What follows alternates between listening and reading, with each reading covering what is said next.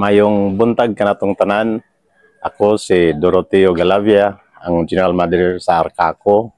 At the same time, ang presidente sa Socorro Hinabangay Inklusibong Federasyon.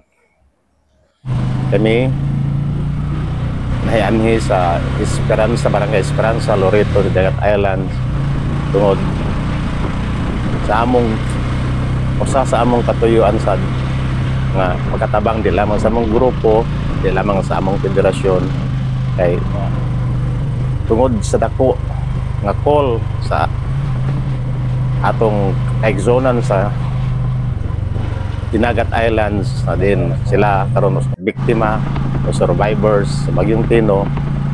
Tawag sa atong NGO, atong partner nga ang ICOID, kami misanong naiabot dining lugaraha. Tungod sa maong tawag ug sa among gusto sad makatabang ang among mga kaigsonan, kaubanan sa federasyon, nagtigom o gamayng mga hinabang relief goods sama sa mga sinina para mahatag diri. Tungod naiabot kami diri nya among nakita nga ang Barangay Esperanza, ang Barangay Panamaon ug ang mga kasabyuhan ani naapektuhan gyud og dako sa Bagyong Tino. Ug din sa among nakita og analisar, sila gayud nagkinahanglan og tabang di lamang sa ikuwib sa tanang mga katawhan nga adunay malumog sing-kasing bago nga sa giawhag ang among federasyon.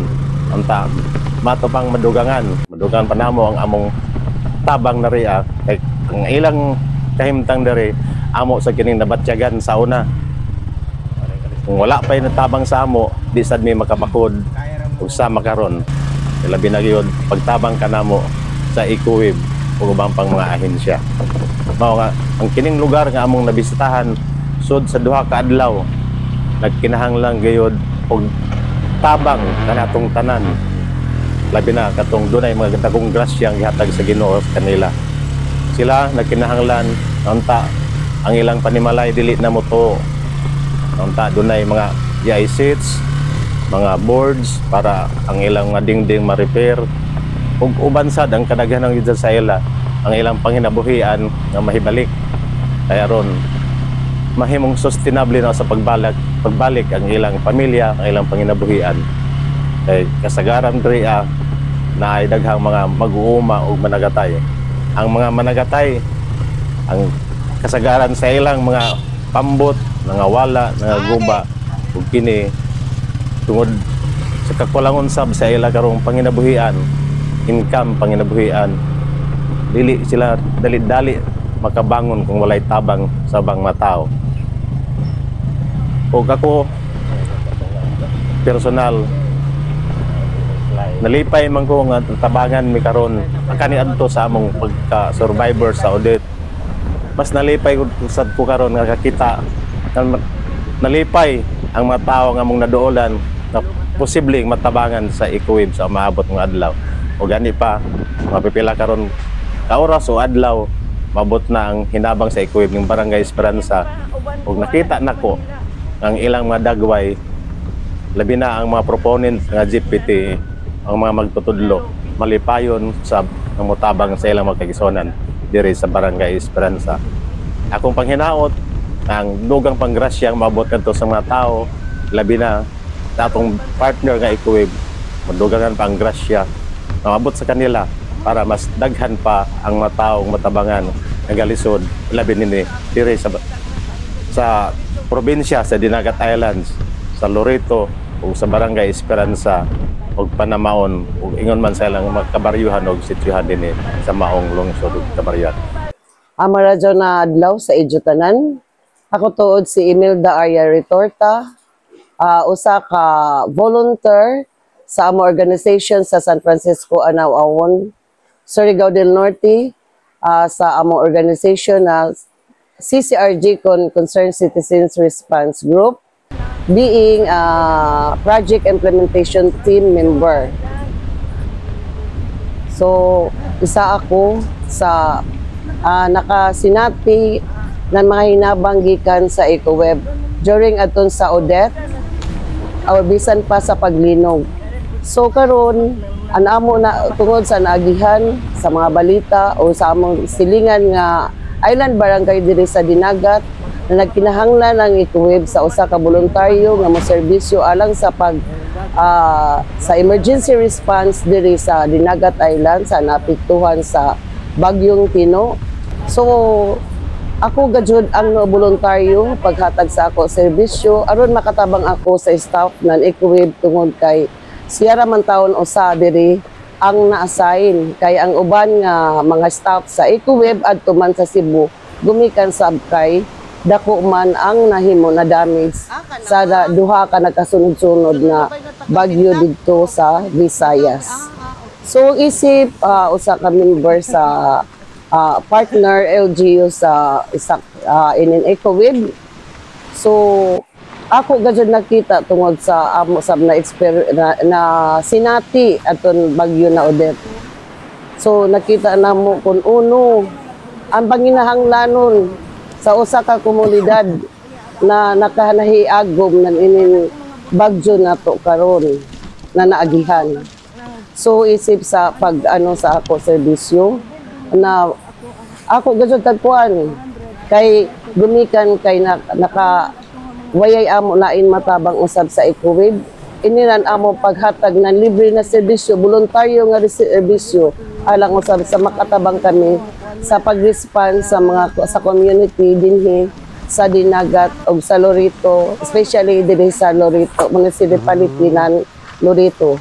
Tuod gani sa amo ikatuyo na adlaw na diri sa pag-stay namo dinhi sa isla ng Dinagat, especially diri sa Lorito. Duha na ka barangay ang among naadtuan.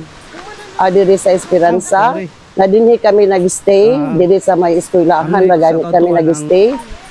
Dito sa barangay Panamaon. So dito amo nakita, especially dito sa sa sitio ng Kampintak.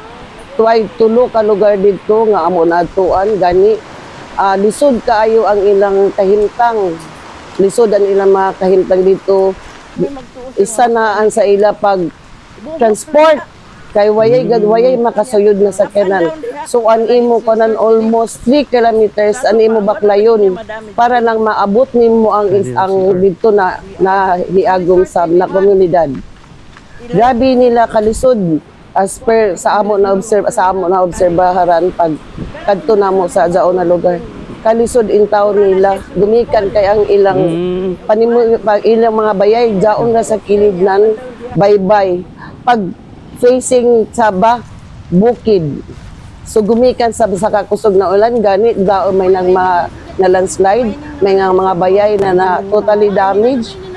Ang ilang panginabuhay yan isip mga mananagat, ang iban wala na in taon ilang mga pambot na nga missing na anod atong niaging bagyo sa Tino. So dito ako na-obserbaran ang mga tao pag adto namo na kalisod ang nila kahimtang wayay tubig aw naay tubig pero murag dili safe. Wayay kuryente ang ila travel ang ila padung dito. Wayay sakyanan, subak dason, daon pa'y mga tiguyang, daon pa'y mga estudyante, lisod kaayo. Pero sa, bisan pa sa daon na ilan nakwanan, naghinay-hinay in town sila. Bahala na kung mayra na mga kuwan, nagtrapal-trapalan iban, ang iban kay nahwaya na magajud ang bayay. Adto nag-ano na sila, na dito na kan sa mga silingan na kipuyo. So, dito na mo nakita na bisan pa sa ila na dangatan, bisan sa kalisod. So pag adto na mo umurag malipay sab ko makakita na sila malipayon usab no dawat sa amo. Nag-interview sa ila, nangutana kung ano ila mga kinahanglanon. Ila binagajud an ila kuan an ila pagkuan shelter. An ila mga magamit sa ila bayay na mga kuan daon ila an iban nagkinahanglanan ila panginabuhian kay managat raman taon sila. So nuhangyo sila gani man may ilan na mga nadawat sa mga local government daon na ilang mga food packs kadto na yung mga ginagbay na trapal pero dili pa bastante para lamang ang iban sa makabalik na sa ilabayay.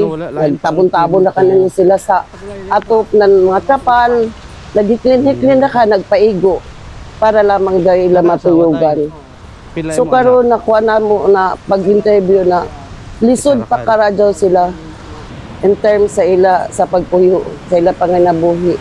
Pero hinay-hinay gihapon nubangon sila. So mapasalamatan gud sila nga noabot ang ikuwib dito nangandoy sila, they're praying na unta matabangan sila sa ato partner sa ikuweb.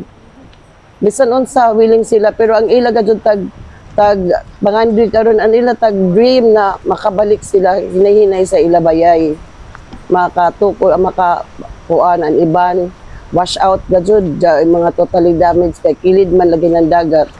So na wash out ang iban dato mga scene partially damaged ang kuan na ila ra ka lamang tagtrapal-trapalan. So gumikan sab sa ikuweb mapasalamaton sa bang mga tao. They're hoping na unta na makakuan na daw na ila makuan sa ila panimalay mga especially sin pangdingding plywood nga na ang ilang mga kinahanglanon. So amo man adto sila nakaano sila mapasalamatan sila. So they pray, I pray also na unta na makita man sa mga balita, makita man sa TV kung ano kahintang sa diri sa Dinagat Island, especially diri sa Loreto, especially dito sa barangay Panamaon sa Kapiktan, Pangatkatan o Kanamang. Devastated gazon karado dito gumikan kay sa kilid sila ng dagat sunon bukid sab. So hinaot unta na mahatagan pa ng grasya ang ikuweb, mahatagan pa ng blessing para usab sila maka-extend sa komunidad, sa mga nagkinahanglan na mga komunidad, especially kung man na nagsunod-sunod ang bagyo dito sa Maong Dapit. So ako usab mapasalamaton na nakahatag ako libre na serbisyo para sa katawhan diri sa Dinagat Island, especially diri sa munisipyo ng Loreto. So daghang salamat og mayong adlaw kaninyong tanan. God bless us all. Grabe oh. May buntag sa tanan, ako di ay si Mark Anthony Amarga, ang area coordinator sa Region Caraga under sa project nga community-led response, recovery and resilience project of EcoWeb. And naami din ni karon sa Dinagat Islands, especially sa municipality sa Loreto. And to respond sa emergency response after sa nagian sila sa bagyong Tino. And after nag-declare ang ato ang province sa Dinagat Islands of state of calamity, as partners since Typhoon Odette, we are operating mampo diri sa Libho. So we try to expand our support by responding sa ato ang mga communities, especially din sa municipality sa Loreto. And before we share pod unsa amo ang mga experiences and unsa amo ang mga findings diari, we would like to say thank you po sa tanan po nga nagtabang sa mo, especially ang ato ang local nga gobyerno, ang local government unit po sa Loreto. From arrival pa lang namo sa Tubahon, we are gi-assist me sa MDRRMO, tourism, and MSWDO sa ilahang sakyanan. And also we would like to thank you po sa mga BLGU nga nag-assist sa amoa, and especially sa amoang partners sa GPTA or mga teachers sa Esperanza, sa elementary school and other schools and other POs nga na-partner na mo dari barangay sa Esperanza. Kung diin makita nato nga aduna gyud daghang mga problema adunay mga pipila ka mga totally and partially damaged nga naa diari. Nakita pud nato affected kaayo ang school sa barangay kaya adunay pipila ka adlaw nga walay klase ato ang mga estudyante. Pero hinay-hinay ang ato ang mga teachers naga-clearing until today.